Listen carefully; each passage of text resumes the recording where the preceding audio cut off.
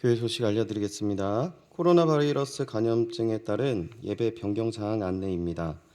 지난 6일 금요일 정부에서 발표한 수도권 사회적 거리두기 4단계 조치에 따라서 9일 월요일부터 전체 좌석의 10%까지 현장 예배 참석이 가능하게 되었습니다.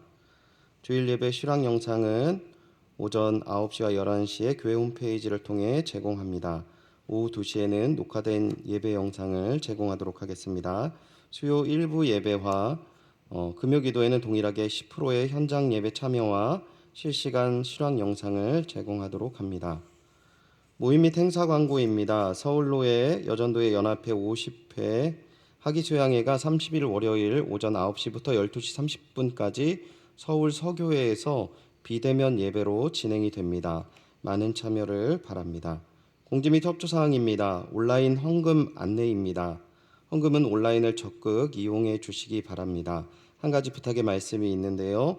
정확한 헌금 개수 및 행정을 위해 온라인으로 헌금을 입금하시는 성도님들께서는 성함 뒤에 헌금 종류를 기입하셔서 보내주시면 감사하겠습니다. 예를 들어서 김바울 11조, 이요한 감사, 박요셉 선교 이런 식으로 해주시면 되겠습니다. 전도회 주간으로 김장용 고춧가루 주문을 받습니다. 박순자 권사님에게 문의해 주시면 되겠습니다. 장학금 신청 안내입니다. 오늘까지 장학금 신청서를 교회 사무실에 제출하여 주시기 바랍니다. 하반기 연희 제자 훈련원 모집 안내입니다. 2021년 하반기 강의 신청을 9월 1일 수요일까지 받겠습니다. 신청 방법은 지난주 교회에서 전송된 문자를 링크해 주시거나 주보에 나와 있는 QR코드를 스캔하시거나 오늘 주보에 삽입된 신청서 작성해서 제출해 주시면 되겠습니다. 또 담당 교육자에게 직접 연락을 주셔도 신청이 가능합니다. 전준표 목사님에게 문의해 주시면 되겠습니다. 서울로의 50주년 기념 성도 사업장 홍보 안내입니다. 서울로의 소속 지교회 성도 사업장 책자를 제작하고 상호 격려와 도움을 주고자 합니다. 희망하시는 분은 이번 주 18일까지 교육자실 또는 사무실에 연락을 주시면 사업장 책자에 내용을 기입하도록 하겠습니다. 소식 및 교우동정입니다. 신혼구역 권구성 김혜민 집사님 경기도 성남시 분당구로 이사하셨습니다. 교직원 동정 안내입니다. 담임 목사님, 이성원 목사님, 백지희 전도사님 17일 화요일부터 21일 토요일까지 여름 수양을 갖습니다. 수험생 명단을 오늘부터 실었습니다. 수능일은 11월 18일 목요일에 진행이 됩니다. 9월 10일부터 본격적으로 진행되는 수시 모집과 수험생들을 위한 많은 기도를 부탁드리겠습니다. 이상입니다.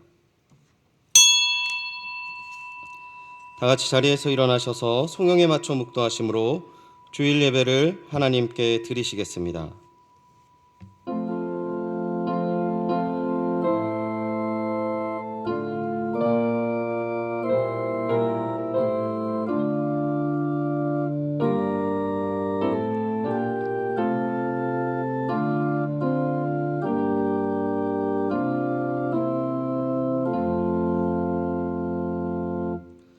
낮은 자를 높이시고 억눌린 자에게 해방의 기쁨을 주시는 하나님, 오늘 귀한 주일 조국의 해방과 주 안에서의 영적인 자유를 허락하시는 은혜 베푸심에 감사드립니다.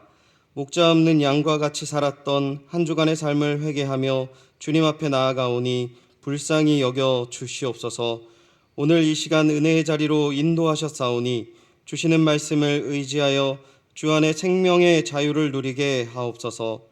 주시는 은혜 가운데 세상 두려움과 염려를 이게 하실 귀한 주님의 은혜와 사랑에 감사드리며 이 모든 말씀 예수님의 이름으로 기원하옵나이다. 아멘. 사도신경으로 신앙 고백하겠습니다. 전능하사 천지를 만드신 하나님 아버지를 내가 믿사오며 그 외아들 우리 주 예수 그리스도를 믿사오니 이는 성령으로 잉태하사 동정녀 마리아에게 나시고 본디오 빌라도에게 고난을 받으사 십자가에 못 박혀 죽으시고 장사한 지 사흘 만에 죽은 자 가운데서 다시 살아나시며 하늘에 오르사 전능하신 하나님 우편에 앉아 계시다가 저리로서 산자와 죽은 자를 심판하러 오시리라. 성령을 믿사오며 거룩한 공회와 성도가 서로 교통하는 것과 죄를 사하여 주시는 것과 몸이 다시 사는 것과 영원히 사는 것을 믿사옵나이다. 아멘. 자리에 앉아주시기 바랍니다. 찬송가 487장 어두움 후에 빛이 오며 다 함께 찬양 드리시겠습니다.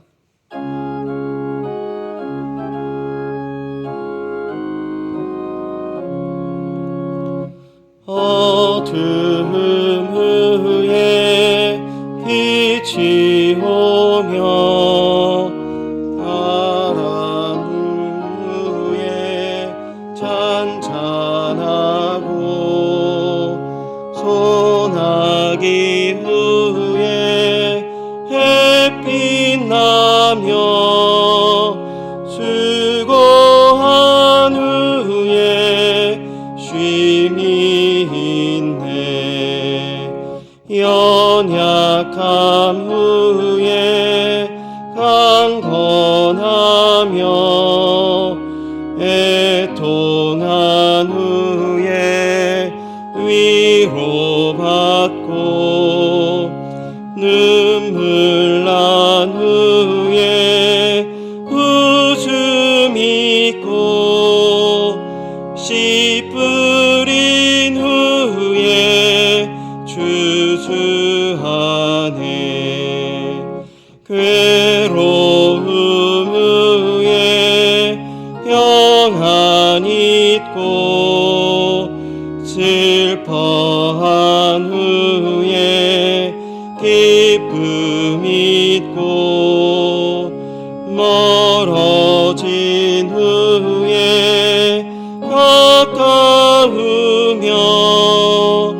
고독함 후에 친구 있네. 고생한 후에 기쁨이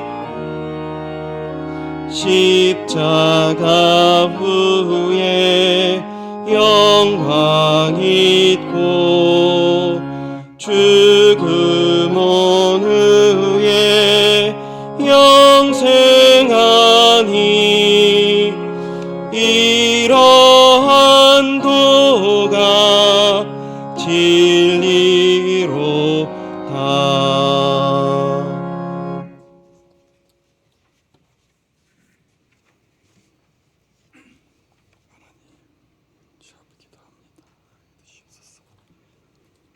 사랑과 은혜가 풍성하신 창조주 하나님 아버지, 태초부터 지금까지 또한 영원 무궁토록 저희를 향하신 하나님의 크신 사랑과 은혜에 감사를 드립니다.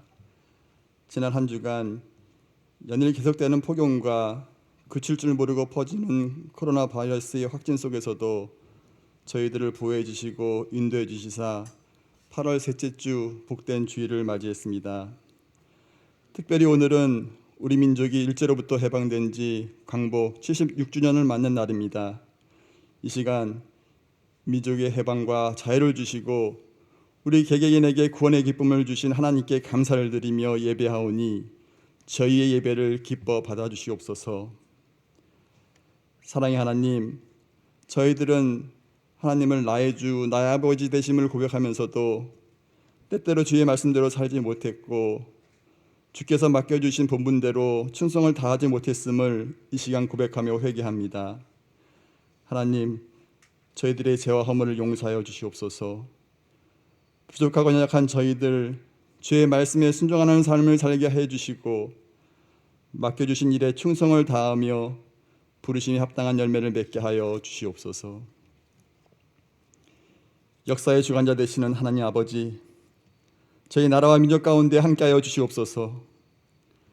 나라를 되찾은 광복절, 지난 76년을 돌이켜볼 때에 일제로부터 독립과 대한민국 정부의 수립 이후 6.25 전쟁을 겪는 등 절체절명의 국가적인 위기 속에서도 자유 대한민국이 되고 민족 보국화에 힘쓰며 경제 발전으로 세계를 주도해 나가고 있습니다.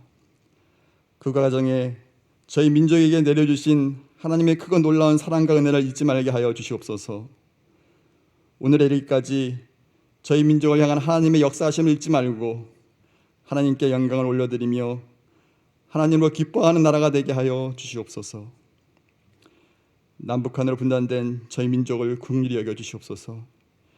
대립과 도발과 전쟁을 멈추고 하루속히 복음 안에서 평화적으로 통일을 이루며 주의 정의를 물같이 공의를 마르지 않는 강같이 흐르는 나라로 대한민국이 세계 열방을 향하여 선교하는 민족으로 귀하게 쓰임받게 하여 주시옵소서. 저희의 작은 신음에도 응답하시는 하나님 아버지, 작년부터 코로나19로 인하여 전 세계가 많은 어려움을 겪고 있습니다. 코로나 감염 위험 속에 예배당에 나와 원성도들이 함께 예배를 드리지 못하고 일상생활에 많은 어려움이 있으며 자영업자들의 고통과 소외된 이웃들이 주위에 많이 생기고 있습니다. 하나님, 이 코로나 바이러스를 소멸케 하여 주시옵소서. 하나님께서 이 코로나19의 확산을 막아주시사 속히 종식될 수 있도록 역사하여 주시옵소서. 이 어려운 시기에 교회와 성도들이 세상의 빛과 소금이 되고 저희 교회가 기도하며 이 시대의 교회 역할을 잘 감당케 하여 주시옵소서. 특별히 세워주신 박재원 담임 목사님을 중심으로 온 교회가 하나 되어 여러 가지 어려운 일들을 잘 해결해 나아가 이 코로나 시대가 지나고 후일에 그때 우리는 더 예배하고 기도하기에 힘썼으며 더 봉사하고 헌신함으로 그의 부흥에 초석이 되었다는 고백들이 있게 하여 주시옵소서. 이른 비와 늦은 비를 내리시며 때를 따라 저희를 도와주시는 하나님 아버지, 무더운 여름 지날 때 성도들 가정 가운데 건강과 주의 평강을 주시옵소서. 육체의 질병과 고통, 경제적 어려움 등 간절히 간구하는 성도들의 기도 제목마다 하나님 들어주시고 응답하여 주시며 선한 길로 인도하여 주시옵소서. 이 시간 말씀을 전하시는 담임 목사님, 영역 간의 강건함과 말씀의 능력을 더하여 주시옵소서. 저희들 전심을 다하여 예배하며 주의 말씀을 듣고 깨달아 바르게 실천할 수 있도록 해주시고 한 주간 지날 때 주님 말씀 기억하며 주님과 늘 동행하는 삶을 살게 하여 주시옵소서. 모든 영광을 하나님께 올려드리오며 이 모든 말씀을 예수 그리스도의 이름으로 기도하옵나이다. 아멘.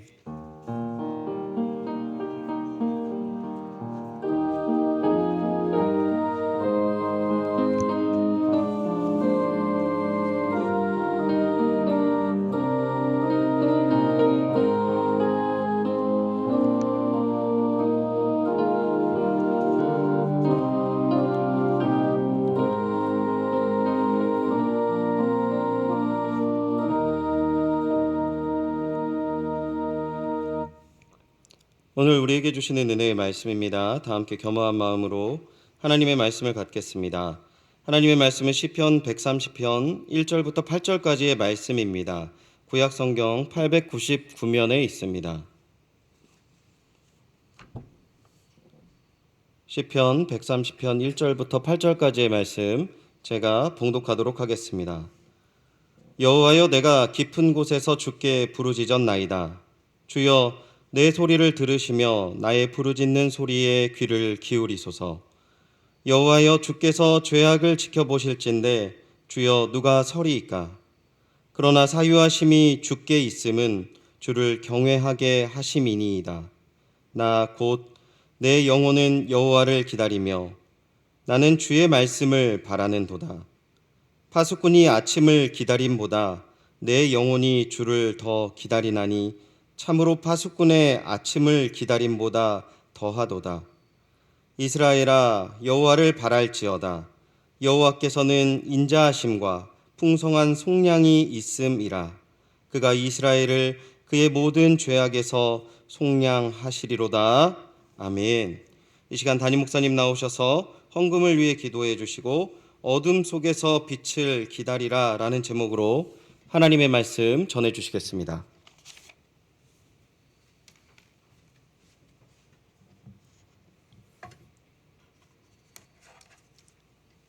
드린 예물, 우리 감사의 제목 함께 나누도록 하겠습니다.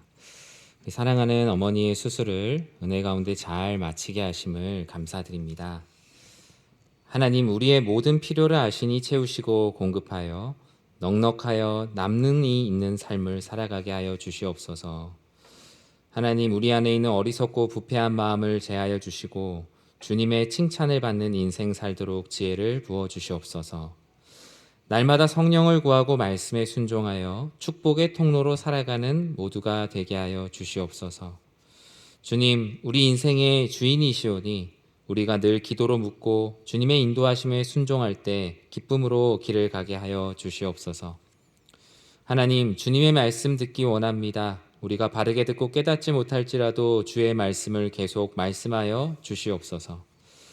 하나님, 우리에게 주님이 인정하시는 의와 깨끗함이 있게 하시고 주님의 갚아주심에 부족함이 없는 인생을 살게 하여 주시옵소서. 사랑의 하나님 아버지, 감사드립니다. 오늘 교회에 나와 예배드리게 하심 감사드립니다. 항상 하나님의 은혜 안에 살게 하심도 범사에 감사드립니다.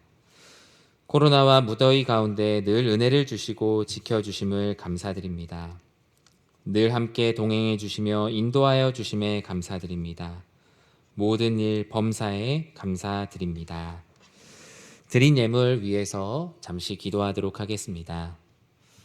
사랑의 하나님, 우리의 삶이 비록 작을지라도 우리의 삶을 늘 인도하시는 여호와 하나님의 은혜로 오늘도 주의 전에 모인 주님의 백성들, 주님께서 우리의 예배를 받아주시길 기도합니다. 예배 가운데 귀한 예물을 드립니다. 우리의 마음의 감사, 또 10의 1조, 또 선교로, 구제로 우리는 다양한 모습으로 하나님께 우리의 마음을 드립니다. 하나님, 하나님의 필요에 따라 귀한 예물들 사용되게 하시고 예물 드린 손길들 하나하나 기억하사 한없는 하나님 아버지의 축복을 더하여 주시며 코로나로 인한 경기의 불안과 어려움으로 예물 드림의 어려움을 겪고 삶의 문제 가운데 봉착해 있는 연약한 영혼들 또한 주의 풍성한 은혜를 더하여 주시옵소서. 예수님의 이름으로 기도드립니다. 아멘. 할렐루야. 우리 사랑하는 성도님들, 이렇게 현장에서 또 온라인으로 함께 주일 예배 가운데 만나게 하신 주님의 은혜에 너무나 큰 감사가 있습니다.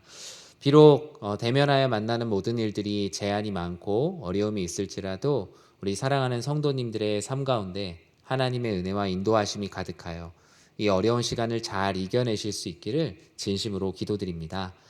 오늘 시편 130편 1절에서 8절 말씀 가지고 어둠 속에서 빛을 기다리라 라는 하나님 말씀 함께 나누고자 합니다. 농촌 계몽소설 상록수의 저자요, 우리 소설가 시문 씨를 잘 아실 것입니다. 이분의 시 그날이 오면이라는 시가 있는데요, 우리가 잘 알고 있는 시죠.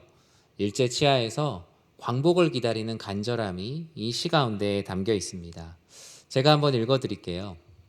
그날이 오면, 그날이 오면 삼각산이 일어나 더덩실 춤이라도 추고 한강물이 뒤집혀 용솟음 칠 그날이 이 목숨 끊기기 전에 와주기만 할 양이면 나는 밤하늘에 나는 까마귀와 같이 종로의 인경을 머리로 들이받아 올리오리다. 두개골은 깨어져 산산조각이 나도 기뻐서 죽사움에 오히려 무슨 한이 남으리까. 그날이 와서, 오 그날이 와서 육조 앞 넓은 길을 울며 뛰며 뒹굴어도 그래도 넘치는 기쁨에 가슴이 미어질 듯 하거든. 드는 칼로 이 몸의 가죽이라도 벗겨서 커다란 북을 만들어 들쳐매고는 여러분의 행렬의 앞장을 서오리다. 우렁찬 그 소리를 한 번이라도 듣기만 하면 그 자리에 거꾸러져도 눈을 감겠소이다. 이 1930년에 쓰여진 이 시는 1930년에 쓰여졌지만 당시의 검열로 인해 어둠 속에 감춰질 수밖에 없었어요.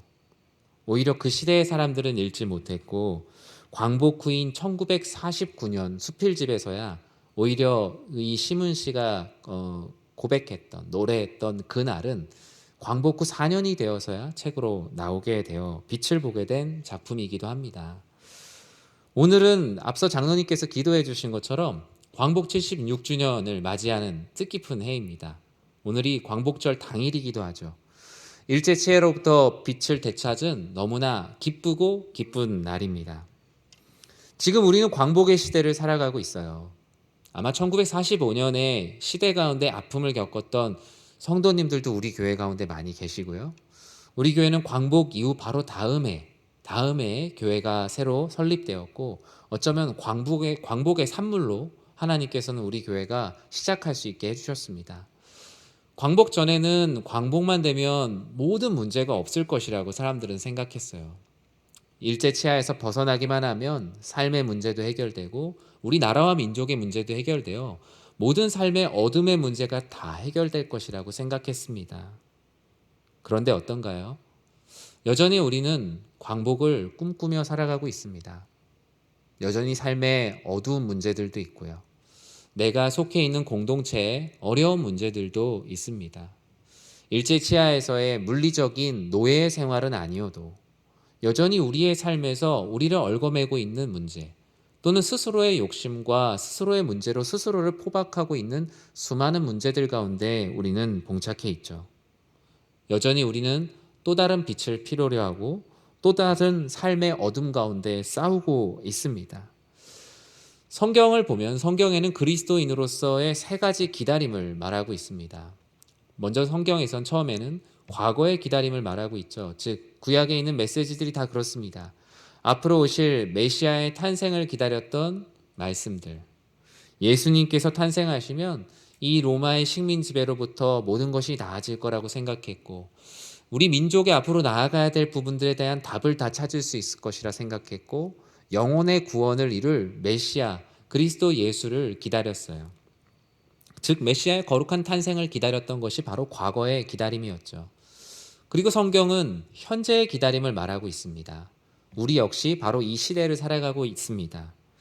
예수님께서 이미 오셨지만 우리는 하나님의 말씀이 육신이 되어 오신 예수님, 그 초림은 경험하였지만 말씀을 통해 날마다 우리 가운데 주시는 말씀의 임재를 기다립니다. 우리가 예배 가운데, 우리가 삶 가운데 늘 기다려야 되는 기다림이 바로 이것이죠.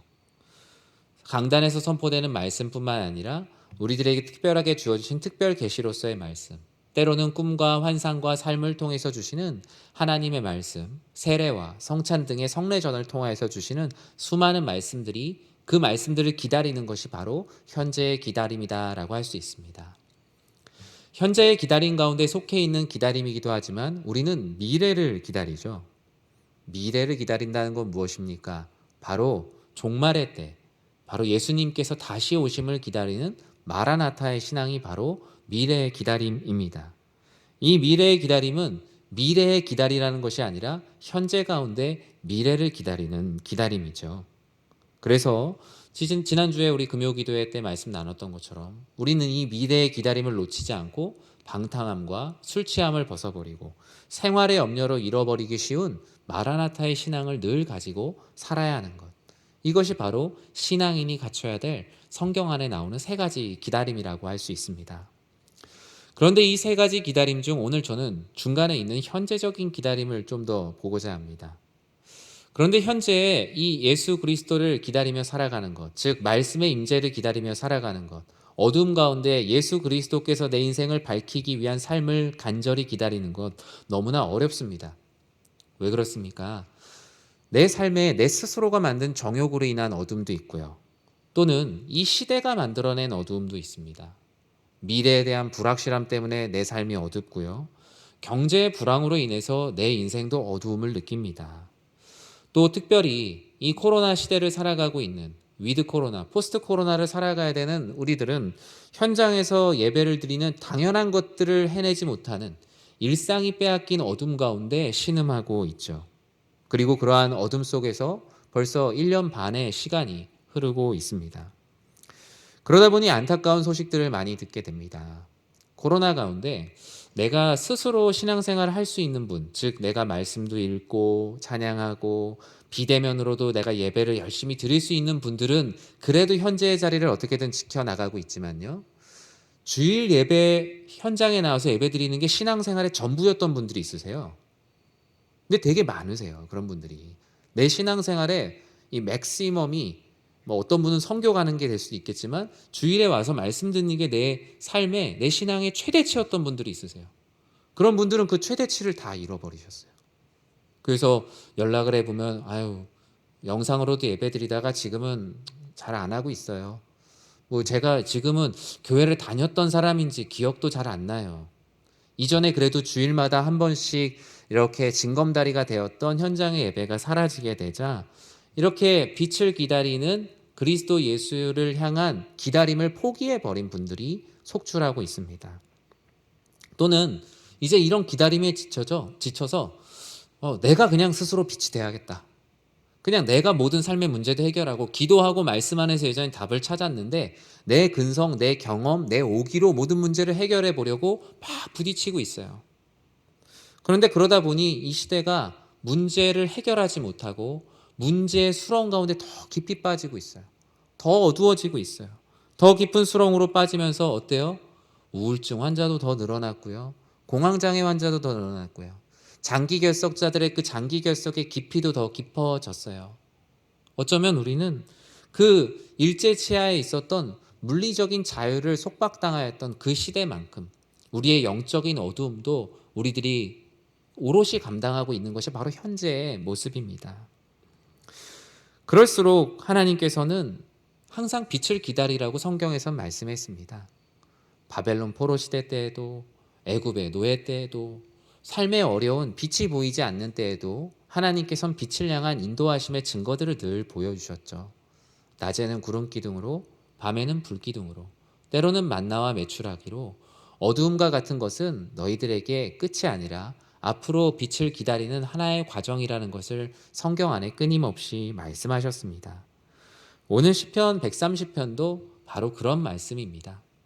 오늘 본문은 현재의 어둠 속에서 어떻게 하면 빛을 되찾는 기다림을 감당할 것인가?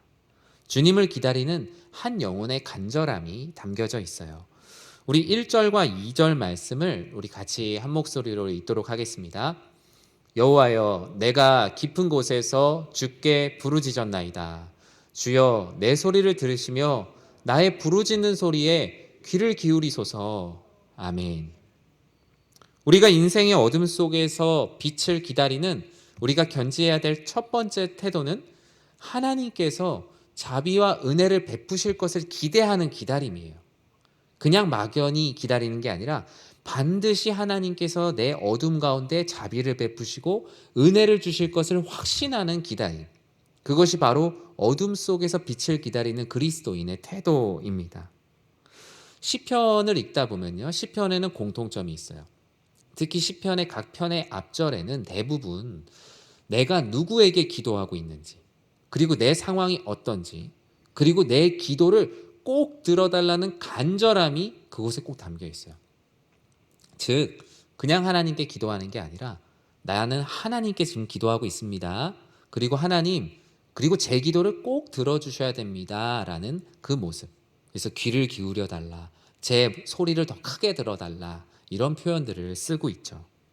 기다리고 있는 주체를 분명히 알고 있어요.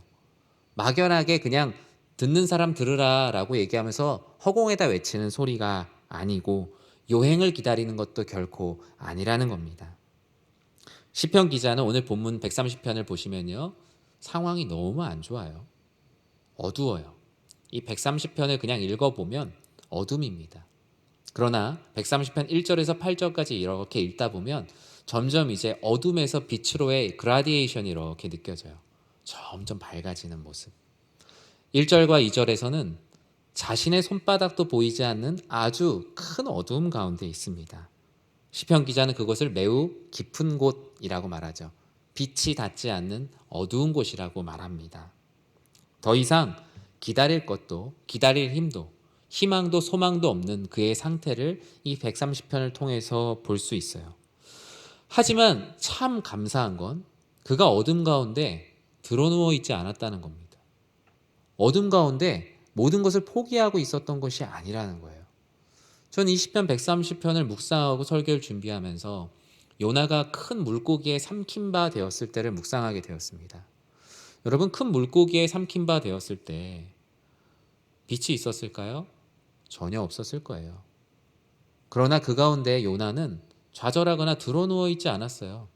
그가 만약에 드러누워 있었다면 그는 그냥 고기밥이 되었겠죠. 하지만 어둠 속에서 그의 심령 가운데 하나님께서 주신 은혜가 있었어요. 기도하라. 어둠 가운데 빛을 기다리라는 하나님 안에서의 메시지를 듣게 되고 그는 자리를 고쳐 앉아 하나님께 기도하였습니다. 시편 130편의 시편 기자도 그런 모습을 견지하고 있습니다. 그가 기다릴 수 있었던 힘은 무엇일까요? 어둠 속에서 대부분의 사람들은 포기하고 아니면 자신이 스스로 빛을 내려고 하는 어리석음을 범하고 있는데 왜 그는 하나님만이 나의 빛이 되시며 그 빛을 기다리는 것이 최선이라는 것을 알았을까요? 이 시편 기자의 기다림의 동력이 바로 무엇이냐? 바로 자비와 은혜예요. 어둠 가운데 있지만 하나님께서 나에게 반드시 자비를 베풀어 주시고 반드시 나를 구원할 것이라는 그 은혜를 가지고 기다리게 되니까 기도할 수 있게 되었어요. 즉 기도할 수 있는 힘도 하나님께서 주시는 자비와 은혜를 기다리는 자에게 주시는 것이지, 내가 지금 기도하지 못하고 있다면 내가 아직 하나님의 자비와 은혜를 기다리지 않고 있다라는 방증이 되기도 하는 것입니다. 하나님께서 어둠 속에서 우리의 뭘 보실까요? 우리의 대단한, 우리의 어떤 멋진 외모를 보실까요? 다 어둠 가운데 보이지 않아요. 오직 어둠 가운데 하나님께서 우리들이 어필할 수 있는 것은 믿음이에요. 하나님을 향한 간절한 기도예요. 하나님께서 어둠 가운데 빛을 기다리는 자들이 견지해야 되는 것이 바로 내가 이 어둠 가운데 지금 있지만 하나님께서 반드시 나에게 자비를 베풀어 주시고 은혜를 주실 것이다. 그런 기다림을 견지하라고 말씀하고 있어요. 그래서 시편 기자가 그 기다림의 동력을 가지고 이렇게 고백했잖아요. 주여 내 소리를 들어주십시오. 그리고 나의 부르짖는 소리에 귀를 기울여 주십시오. 그가 이렇게 기도할 수 있었던 것도 바로 하나님의 은혜인 것입니다. 온누리 교회를 담임하시고 개척하셨고 올해로 소천하신 지 이제 10년이 되셨더라고요.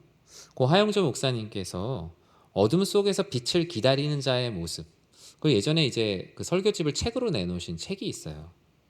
이제 믿음은 기다림의 완성입니다라는 책인데요. 그 책에서는 이렇게 말씀하고 있어요. 믿음이란 기다림으로 완성됩니다. 우리가 어둠 가운데 기다릴 수 있는 이유는 하나님께서 우리에게 선물로 주신 믿음이 있기 때문입니다.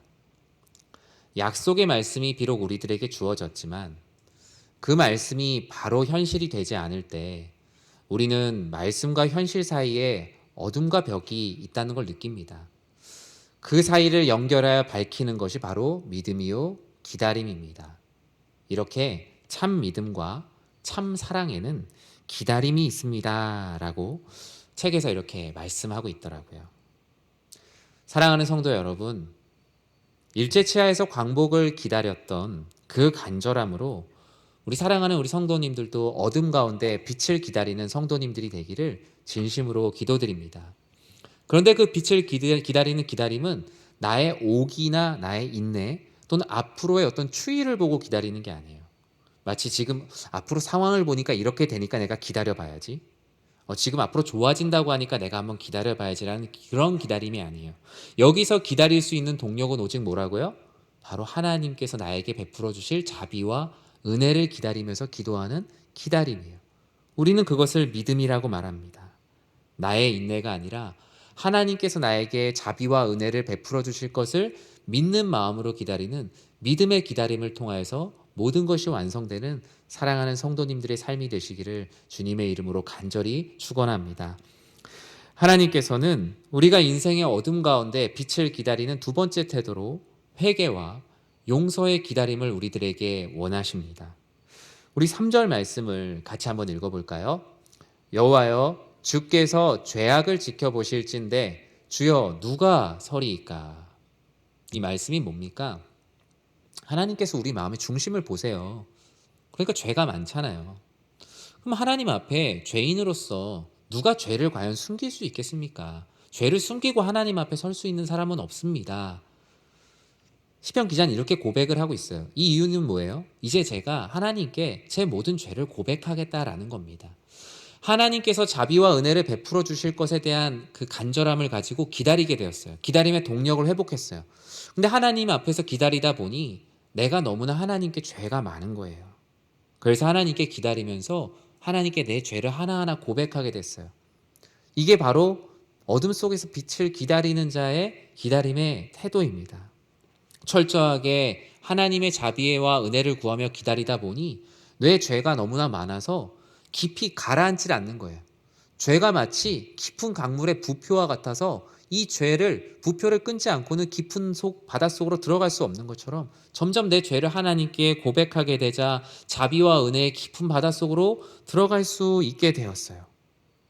그런데 죄를 자꾸만 이렇게 얘기하다 보면요, 요즘에 이제 사회에서도 그럽니다. 크리스찬들은 자존감이 없냐? 뭘 그렇게 자기가 그렇게 죄인이라고 얘기하고 계속 죄를 얘기하면서 스스로를 왜 이렇게 깎아내리냐? 자기를 왜 이렇게 비하하냐? 그거 정서적으로 도움이 안 되는 것이다 라고 말합니다. 그런데 우리가 하나님께 회개하는 것은요, 그냥 내가 잘못한 거 막 얘기하고 자존감이 낮아지는 게 아니라요, 자존감이 오히려 올라가요. 왜 그렇죠? 하나님께 회개하는 것은 동전의 양면처럼 그 뒤에 뭐가 있어요? 용서의 확신을 주세요. 그것이 바로 오늘 본문에서 말하고 있는 회개와 용서의 기다림이에요. 그냥 내 죄가 막 나열되면요, 얼마나 부끄럽습니까? 그런데 아무도 듣지 않으시고 이 죄를 용서하시는 분께서 완전히 용서해 주시겠다고 하시니 오히려 내 죄를 더욱더 고백하게 되고, 그리고 내 안에 있는 죄를 가지고 있을 때 두려움보다 죄를 다 쏟아놓고 나니까 용서도 해주시고 내 안에서 쏟아내지니까 비로소 평안하게 빛을 기다릴 수 있게 된 거예요. 초등학교 때 정확히 기억은 나지 않지만 부모님께 큰 잘못을 했던 기억이 납니다. 그래서 이제 부모님께서 일을 마치고 들어오시기 전에 덜 혼나고 싶은 거예요. 그래서 제 방에서 무릎을 꿇고 기다렸어요. 네. 무릎을 꿇고 기다린 건 뭐겠어요? 진짜 내가 죄를 반성해서 무릎을 꿇고 기다린 걸까요? 저는 아니었어요. 왜냐하면 죄에 대한 두려움과 걱정 때문에 이렇게 하면 뭔가 이 상황을 모면할 수 있지 않을까. 스스로 막 자책하면 혼내는 사람이 좀 민망하잖아요. 네, 그래서 무릎을 꿇고 기다렸던 적이 기억납니다. 그럼 과연 무릎을 꿇고 기다릴 때 마음이 평안했을까요? 그렇지 않아요. 왜 그렇죠? 여전히 이 죄가 용서받을 것이라는 확신은 없어요. 그냥 조금 덜 혼날 것이라는 생각에 오히려 두려움이 더 겹칩니다. 괜히 무릎 꿇고 기다렸다고 생각해서 한 5분 정도 남았을 때 무릎 꿇고 기다릴 걸 하는 생각도 들고, 괜히 무릎만 아파오는 것이 사람의 두려움입니다. 하나님께서는 우리가 이렇게 괜시리 무릎 꿇고 기다리면서 두려워하는 것을 원하고자 회개하라고 하시는 것이 아니에요. 오히려 방 안에서 평안하게 기다리더라도 내가 너의 죄를 너가 진심으로 고백하면 무릎 꿇는 고통이 없을지라도 내가 너의 죄를 사하여 주겠다. 마음의 무릎을 꿇고 기다려야 두려움이 사라지는 것이지 요행을 바라면서 하는 것들에는 확신이 없다 라고 말씀을 하시는 거예요. 저 역시도 죄의 크기가 컸고 용서해 주실 것이라는 확신이 없었기 때문에 두려웠던 것이죠. 이렇게 어둠 속에서 빛을 기다리는 기다림은 오늘 본문에선 이런 요행을 기다리는 기다림이 아니라라고 말씀합니다. 앞서 말씀드린 대로 내가 하나님께 내 죄를 자복하고 나를 정결케 함을 통하여서 하나님께서 나를 용서해 주실 것에 대한 확신과 그 기쁨이 오히려 가득 찬 기다림을 할 수 있게 되는 거예요. 자존감이 더 낮아지는 게 아니라 죄를 하나님께 고백하고 나니까 죄의 무게가 떨어지고 하나님 아버지 앞에 자존감이 더욱더 올라가는, 하나님의 자녀로서 더욱더 기쁜 기다림을 할 수 있게 되는 거예요. 이것이 바로 회개하면 용서해 주시는 기다림 안에서의 확신인 거예요. 그리고 그 용서는 주님만이 하실 수 있기에 우리는 주님만을 기다리게 되는 거예요. 하나님께서 이 회개와 용서의 기다림 가운데 하나님께서 말씀하실 때 사유하심이 주께 있다라고 말씀하셨는데, 사실 이 본문을 표준세 번역으로 보면 그렇게 말씀해요. 용서는 주님만 하실 수 있는 것이므로 우리가 주님만을 경외해야 합니다. 사유하심이 주께 있으면 이러면 좀 어렵잖아요.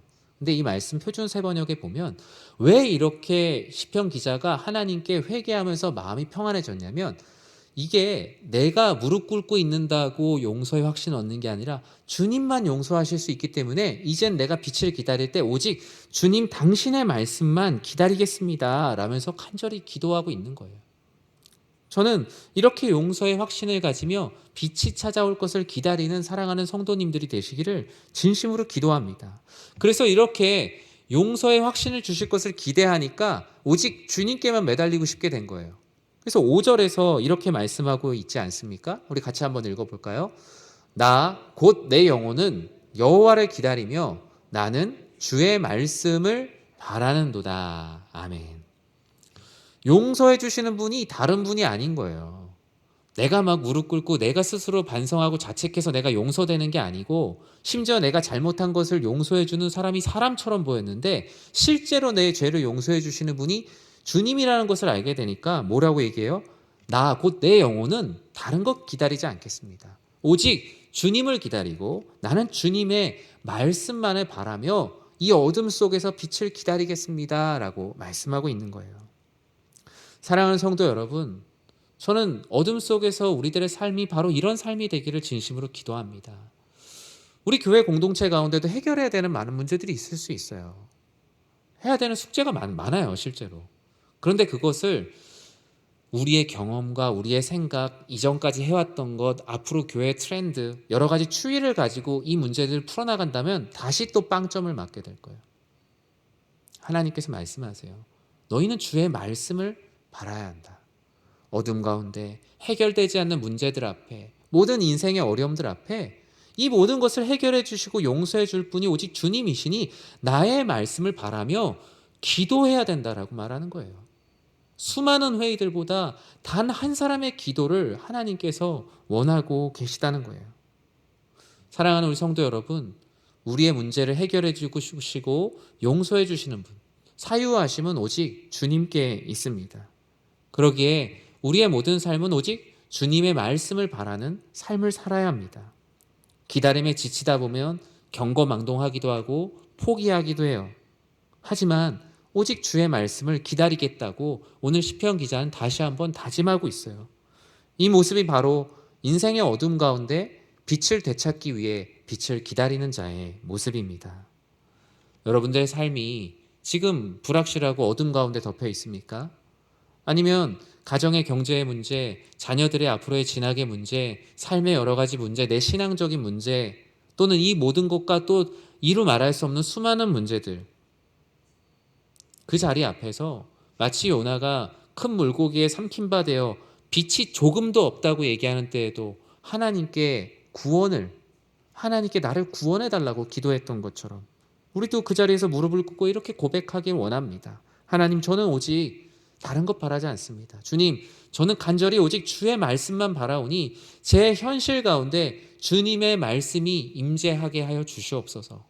오직 주의 말씀이 제 인생의 어두운 모든 것을 밝히고 어두운 모든 것이 떠나가고 어둠 가운데 노예되었던 모든 인생이 해결되게 하여 주시옵소서. 우리 모두 이렇게 기도하는 사랑하는 연희의 모든 교우들 되시기를 주님의 이름으로 간절히 축원합니다. 오늘 말씀에서 인생의 어둠 속에서 빛을 기다리는 세 번째 태도를 말하고 있습니다. 그것은 바로 간절함입니다. 내 영혼이 이 기다리는데 되면 좋고 아니면 말고식의 기다림인지, 아니면 그냥 시간의 흐름에 맡겨진 기다림인지, 아니면 앞서 말씀드린 대로 앞으로의 추이와 전망을 바라보며 하는 극히 인간적인 기다림인지, 성경은 우리의 영혼은 기다림의 간절함을 회복해야 된다라고 말합니다.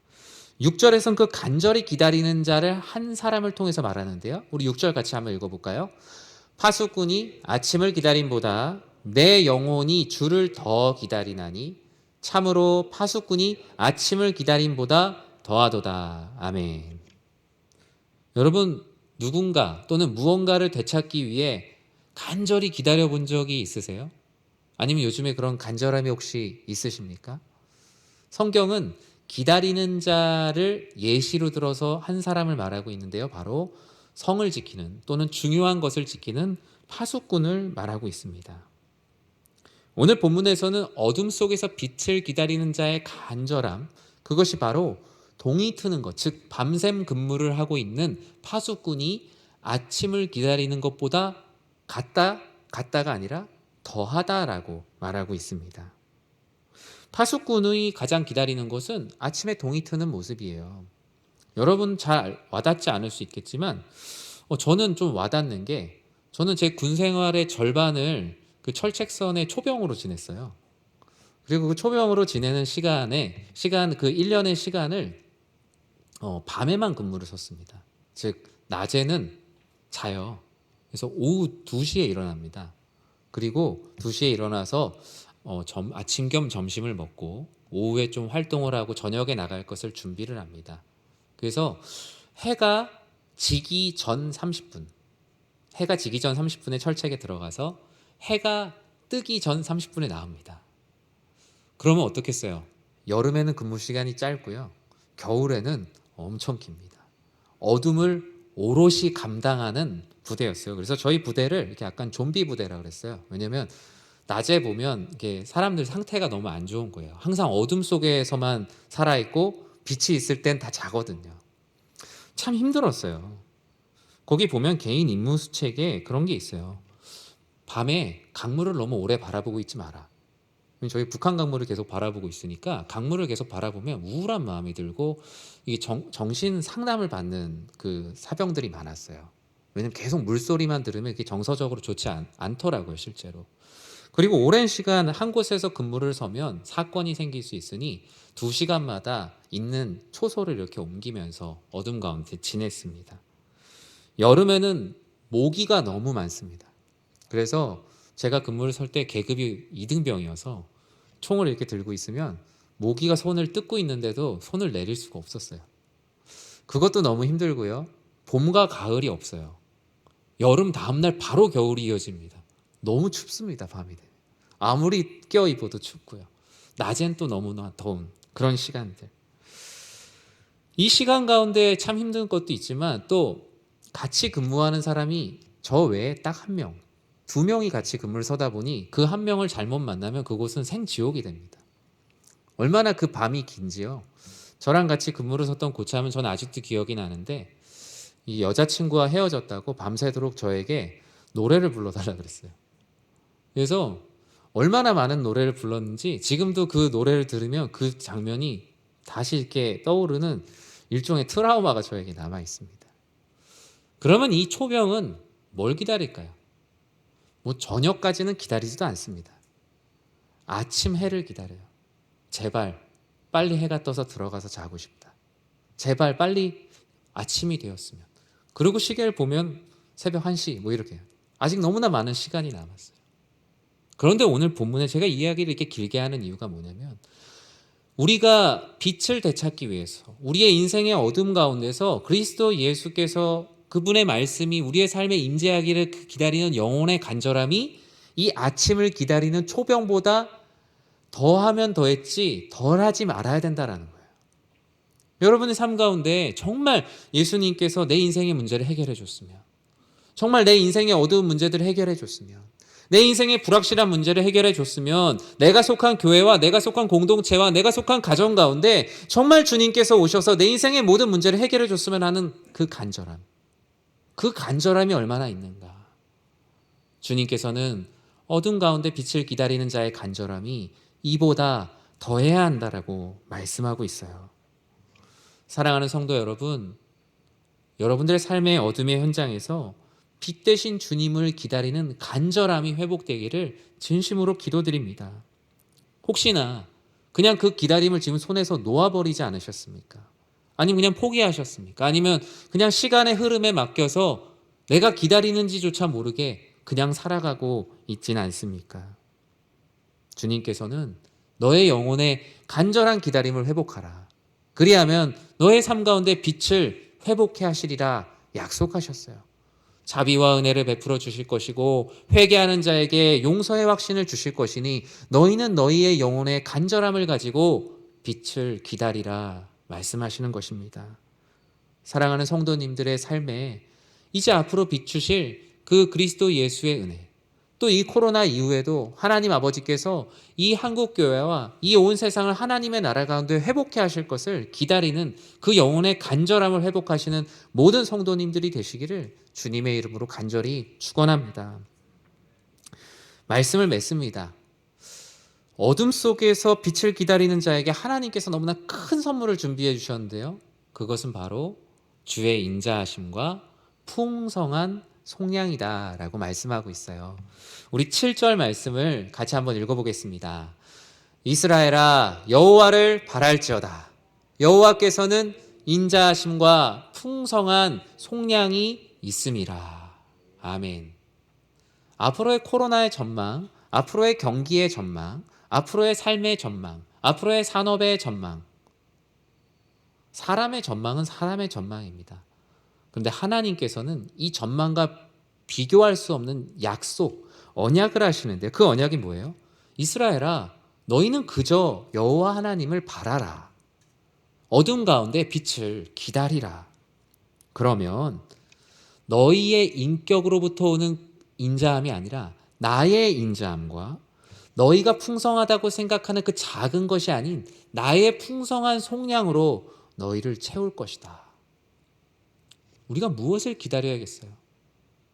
전략적으로 봐도 우리는 주님을 기다려야 하는 거예요. 어둠 속에서도 포기하지 않고 빛을 간절히 기다리는 자. 일제 치하에도 일본의 치하로부터 빛을 기다렸던 이들이 했던 게 뭐예요? 독립운동이잖아요. 우리의 영적인 신앙생활에도 독립운동이 필요한 거예요. 세상의 흐름 가운데 내선일체를 이루고자 했던 그 일본의 압제 가운데 그냥 일본인이 되려고 하는 이들도 있었잖아요.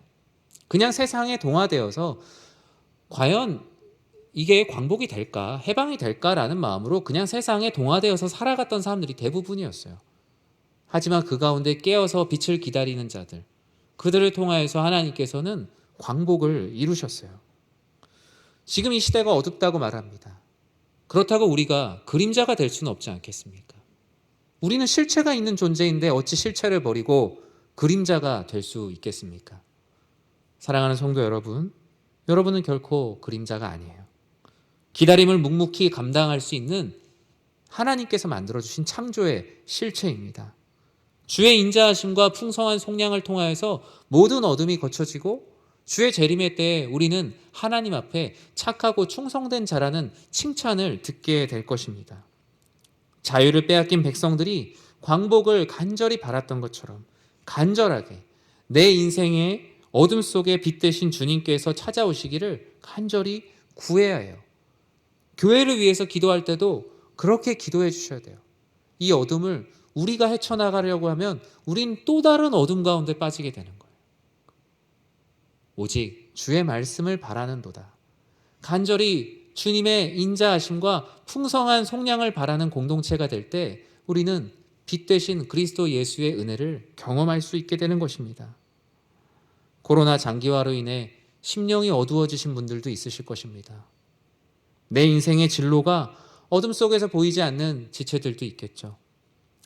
하루하루 사업장에 손님이 없고 매출이 없고 마치 하박국이 노래했던 것처럼 소출이 없어서 먹을 것이 없어서 하나님 아버지 앞에 낙심하였던 많은 이들. 하박국도 그렇게 고백했잖아요. 그럼에도 불구하고 난 여호와 하나님을 간절히 기다리기에 난 여호와로 인하여 즐거워하리로다. 저는 그러한 그 빛대심이 우리들 안에 회복되어야 한다라고 오늘 말씀을 통해서 전합니다. 인생의 어둠은 빛 대신 예수 그리스도께서 내 인생 가운데 날마다 주시는 은혜로 조금씩 완성되어져 가는 겁니다. 지금 비록 이 어둠이 비록 너무나 짙을지라도 반드시 이 어둠은 동굴과 같이 끝이 없는 어둠이 아니에요. 반드시 끝나게 되는 터널과 같은 어둠, 반드시 빛을 만나게 되는 그러한 어둠 가운데 있으니 우리 사랑하는 성도님들 모두가 오늘 말씀을 기억하시며 어둠 가운데 누워있지 않고 어둠 가운데 포기하지 않고 빛을 기다리며 간절한 기다림 가운데 나아가는 사랑하는 모든 성도님들 되시기를 주님의 이름으로 간절히 축원합니다. 기도하겠습니다.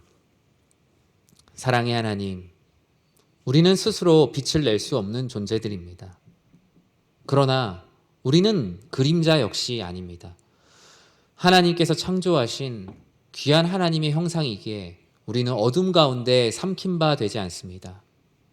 일제 치하 가운데서도 광복의 그 은혜를 기억하며 끊임없이 세상과 동화되지 않고 나아갔던 이들이 있었기에 우리는 광복을 맞이하였습니다. 우리의 영적인 신앙생활 또한 마찬가지입니다. 우리를 어둡게 만드는 수많은 정욕과 왜곡된 세상과 불확실한 인생 가운데 우리를 매몰되게 하지 않게 하시며 어둠 가운데 간절히 빛을 기다리는 자비와 은혜를 기다리며 용서의 확신으로 모든 삶을 견뎌내는 사랑하는 모든 성도님들의 삶이 되게 하여 주시옵소서. 예수님의 이름으로 기도드립니다. 아멘. 이 시간 다 같이 자리에서 일어나셔서 찬송가 293장 주의 사랑 비칠 때 함께 찬양 드리도록 하겠습니다.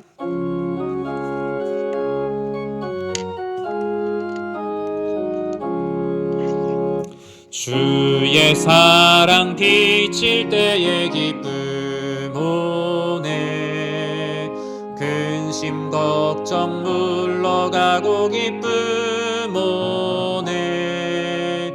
기도하게 하시며 희미한 것 물리쳐 주의 사랑 비칠 때 기쁨 오네. 그 큰 사랑 내 맘속에 충만하게 비칠 때에 찬송하네.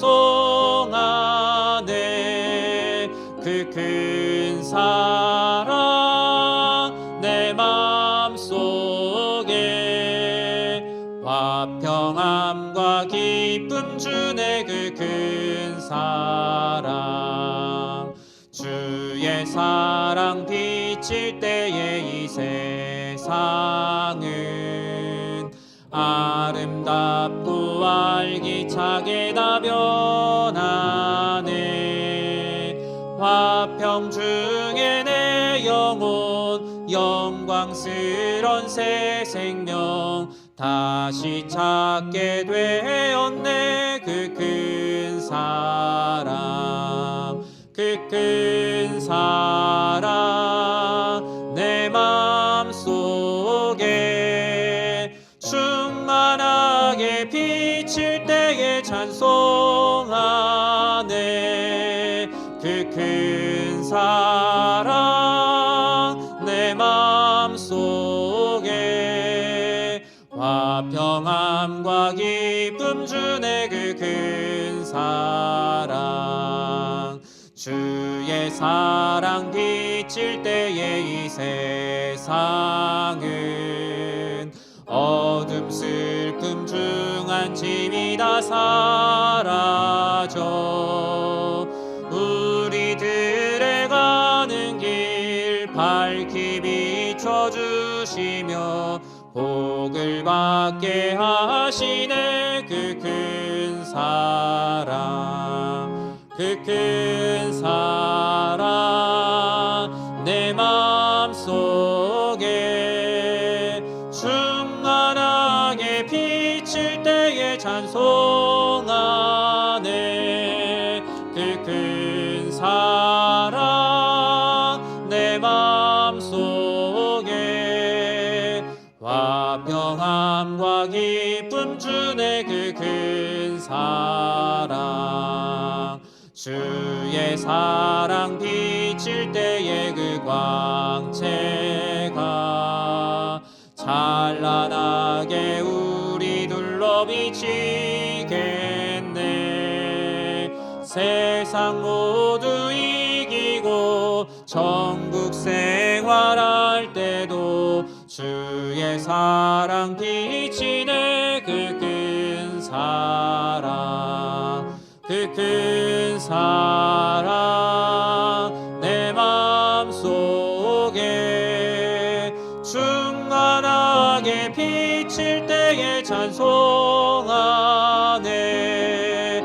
그 큰 사랑 내 맘속에 화평함과 기쁨 주네. 그 큰 사랑.